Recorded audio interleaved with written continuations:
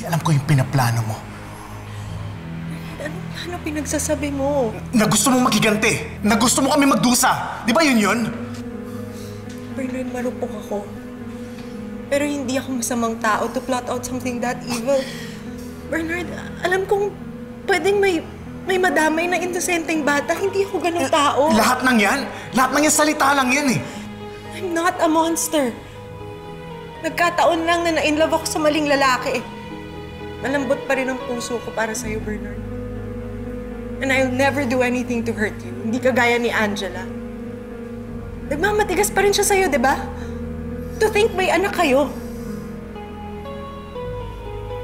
Bernard, kung tayo ba magkaanak, would you consider being with us? Siguro, Chloe, siguraduhin muna ako yung ama. Mamaya kung sino-sino namang may asawang patulan mo!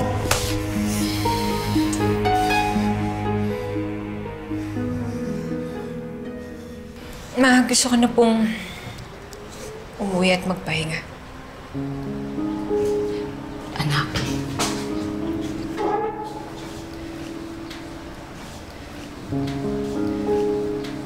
Anak, I'm so sorry. I'm sorry for causing you stress. Pero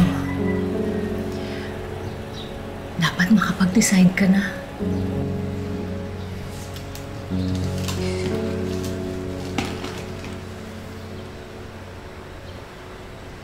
Anak, alam kong magastos ang annulment, pero don't worry. Sagot ko lahat ng gastusin. Just please, this time, choose yourself.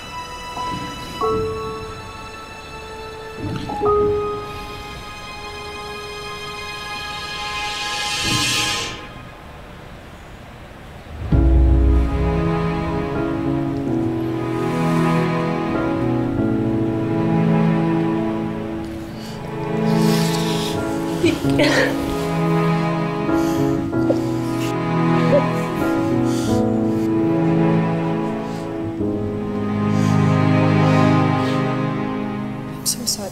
Kasi sinasadya, Bernard. Tigilan mo na kami. Tigilan mo na kami ni Angela! Bernard, please, gusto kong bumawi sa'yo, Bernard. Ayoko masama yung tingin mo sa akin. Paano ka pababawi? Sinira mo na kami ni Angela. Pati yung pagkakaibigan ninyo, sinira mo na! So wala na akong ibang maisip pa, kundi galit basta galing sa'yo.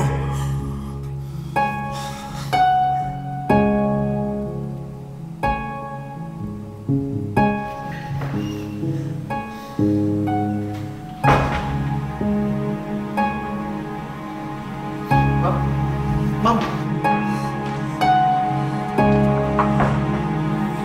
Ma'am, okay lang po ba kayo?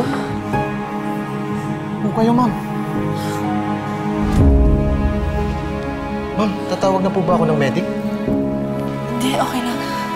Okay lang ako.